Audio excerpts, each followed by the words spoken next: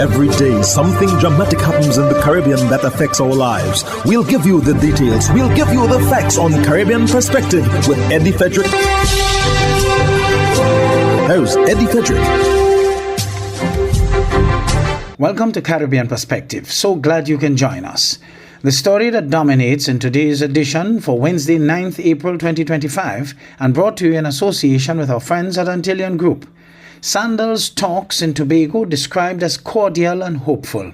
Details after this important message. Believe in our strength, we'll stand by you. Protection from all, perils big and small. Reassurance we give, it's so glad to see. Peace of mind, that's our service guarantee. We look after all our family. Yes, we do at every opportunity. Antillean Group, underwriters of all classes of insurance solutions for your protection and investment. Live well financially.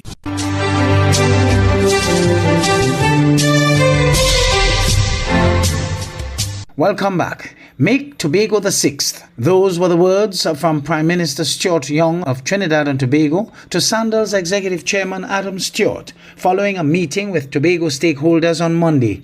Sunil Lala of TTT News reports. They have 5 investments right now of new hotels throughout the Caribbean that they are embarking on. I told them make Tobago the 6th. Describing it as a cordial meeting with Sandals Executive Chairman Adam Stewart, Prime Minister Stuart Young said there were promising discussions with Tobago collectively agreeing on a resolution to invite Sandals Resorts International to consider investing in Tobago. As we all recognize the period that we're in, and we're 3 weeks away from a general election, so we did not put any timeline on it because we just wanted the opportunity for this first step. He said certain details were discussed, but noted that nothing is yet set in stone. There was some discussion as to sites, etc., location. I said, hey, let us not jump ahead of ourselves. There was also the question raised about the environmental NGOs. And the answer to that was the environmental NGOs' participation at this stage is premature. Because the first thing we need to do is get a yes from Mr. Stewart and the Sandals Group that they're prepared to come to Tobago. The members of the meeting included Chief Secretary Farley Augustine, Assemblyman of the THA Watson Duke, President of the Old Tobago Fisherfolk Association Curtis Douglas, Ministers Randall Mitchell, Ayana Webster Roy and Shamfa Kujo, Minority Leader of the THA Kelvin Morris, and President of the Tobago Business Chamber Martin George, among others. Prime Minister Young said the stakeholders collectively agreed on a resolution to invite Sandals to consider investing in the island, with a positive remark from Mr. Stewart. He has undertaken that they will go back, they will have the necessary discussions, and I am hoping in the not too distant future, the Sandals Group will take a positive decision. And despite a previous attempt to absorb Sandals in Tobago, Mr. Young said both parties agreed to start on a clean slate. He did also say to us that it's a clean slate. He is prepared from an investment point of view to indicate to all of us who are gathered there today that their usual model is one where he is prepared to invest in the plant, as we call it, the hotel itself. Prime Minister Young said he is looking forward to welcoming Mr. Stewart and the Sandals Group on April 29th, should they take the decision to invest in Tobago. Sonolala, TTT News. In the meantime, Larry Lala, a long-time member of Trinidad and Tobago's opposition UNC, having left, appeared on a PNM platform for the first time, stating that he always admired the PNM. Cindy Raghubar Singh of TV6 News has more. After nearly 3 decades with the United National Congress, Attorney-at-Law Larry Lala says he tried tirelessly to help rebuild the party following its 2015 loss at the polls. However, when his efforts bore no fruit, he made the decision to shift his political allegiance. Lala didn't just roll off his bed one morning and decide he was going to jump ship and support the PNM. It is the culmination of years of putting my name, professional reputation, time, effort into an attempt to get the UNC to become a better and more appealing version of itself. similar to what Dr. Rowley has been able to achieve with the PNM. Appearing on a PNM political platform for the first time since resigning from the UNC in February, he says his attempt on the Parry-led slate in the UNC's internal elections was his last bid to reform a party he felt needed serious changes. In all our efforts, we did not succeed largely because of Mrs. Prasad Bissasa's control of the election machinery in the party. At all times, though, I could not help but admire the PNM in the way the party was organized and run.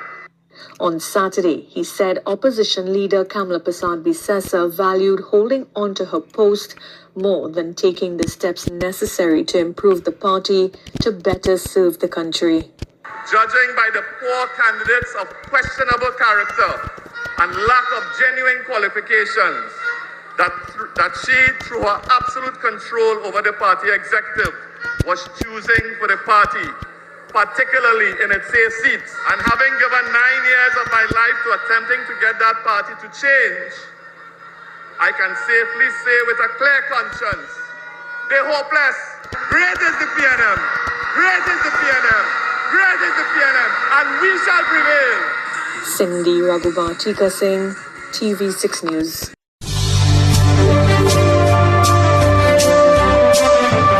You're listening to Caribbean Perspective with Eddie Frederick, in association with our friends at Antillian Group, underwriters of all classes of insurance solutions for your protection and investment. Live well financially. In other news, Barbadians are being warned to brace for an increase in the cost of food items and brand name clothing. The warning comes from Minister in the Ministry of Finance, Ryan Strawn, in the wake of the 10% baseline tariffs imposed by the Donald Trump administration in the U.S., which takes effect on April 10th. We like particular brands. You got to accept that all of those brands are made elsewhere. So, for example, all of the most of the clothing is better made in Bangladesh or Vietnam or something. So if you like brands, then accept that these tariffs now would mean that, so outside of food now, the clothes that people wear would mean, which typically, those branded clothes, I should say, that people like would mean that they're going to cost more than they ordinarily cost. That too will drive costs because the global supply chain has been built for efficiency. We now have to transition away from efficiency, seeing what we observe in the pandemic, to a more sustainable global supply chain. And therefore, I think the timing is this is bad policy, but the timing is good for the world to look at how we can build in those resilient measures. Over to the Bahamas, where the Free National Movement, FNM, announces former Prime Minister Menes will not receive a nomination as a candidate in upcoming elections. More in this ZNS News item. Free National Movement leader Michael Pinto addressing head-on the future of former party leader and former Prime Minister Dr. Hubert Menes' role with the party. The two men have been at the center of much speculation since their heated leadership race last year and growing worries that the party was becoming fractured. Corville Pytham back from the Free National Movement's press conference held earlier today. The FNM leader was about 16 minutes into his statement before a very enthusiastic and at times overzealous crowd before he finally addressed the issue that was on most people's minds. What will happen now with Dr. Hubert Menes? I have met with our former leader, and I've indicated to him that we can benefit from, and I've asked him for, his support. His support in a different capacity than he has served remarkably in Kalani for a number of years. I've indicated to him that we can benefit from his guidance as we strategize to retake and transform this country. I've asked him to provide additional information that many times only prime ministers know that would allow us to defend our record as a party.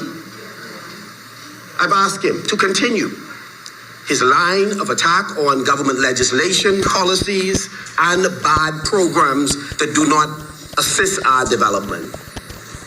I've also asked him to share his views on who he believes might be a suitable replacement for him in Kalani. Michael Pintard making it clear the former Prime Minister and one-time leader of the party, a man who has won the Killarney seat for 4 consecutive elections, won't get his party's nomination. What's still not clear is whether Dr. Minnis will accept this. He did say he would consult with his family. We have not heard back from him, save and except through emissaries, and the party must do what we must do. And though Mr. Pintard rejects claims of an ongoing feud between himself and Dr. Minnis, his words here seem to indicate that at the very least there is a breakdown in the relationship.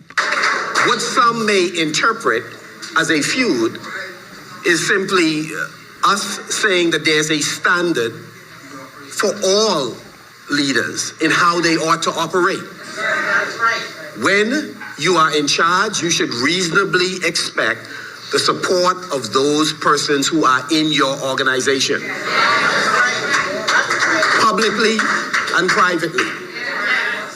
And therefore, when we call on every member of our team to have message discipline, when we call on every member of our team to be integrated in the meetings that we hold so that we can be on the same page as we present a vision for the future, those are not unrealistic expectations. And in the leader's view, it's an expectation his predecessor, at-time adversary, seemed unwilling to share. The F&M leader can read the headlines, and he knows that there's a lot of talk about whether this party is fractured. And so he's hoping that today's show of support among F&Ms is proof that the party is more united than it has ever been before. For the Bahamas Tonight, I'm Corval Pyfrom. The PNP in Jamaica accuses the government there of constitutional mischief in relation to a government minister's comments on when elections are likely to be due. More in this CVM News item. The Constitutional Committee in Gordon House on Wednesday was partially attended, but still managed to generate headlines. The chair and Constitutional Affairs Minister Marlene Mullahu-Fort said she has taken note of public and media comments that general elections are due by September. That is not constitutionally correct. What the Constitution provides for is an outer life for the date of Parliament, and that is 5 years, and the life of the Parliament commences on the first sitting of the Parliament. She further explained that there has to be some room between the date of the election and the first parliamentary sitting.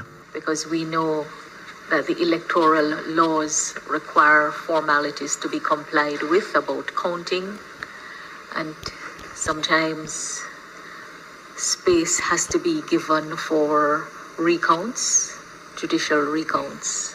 The first sitting of the current parliament was on September 15, 2020, which means the 5-year anniversary will still be September. The opposition finds the timing of the minister's comments curious. PNP General Secretary Dr. Dayton Campbell said the minister's intervention appears designed to inject uncertainty and confusion. Campbell continued, it reeks of desperations and appears to test the patience of a people who are already demanding meaningful change. He said expectations for the polls by September is not merely political but constitutional. Dr. Campbell called on Prime Minister Andrew Holness to urgently clarify the purpose of the minister's comments and to reassure the nation that there will be no attempt to delay the election or interfere with the constitutional timeline. He ended by saying the country needs leadership, not evasion, distraction, or constitutional mischief. The Constitution says that Parliament, unless sooner dissolved, shall continue for 5 years from the date of its first sitting after any dissolution. There is an exception. For example, if Jamaica is at war, then the Prime Minister can delay. The Constitution also speaks about emergencies. However, those are not defined. Andre Jebinson, CVM News.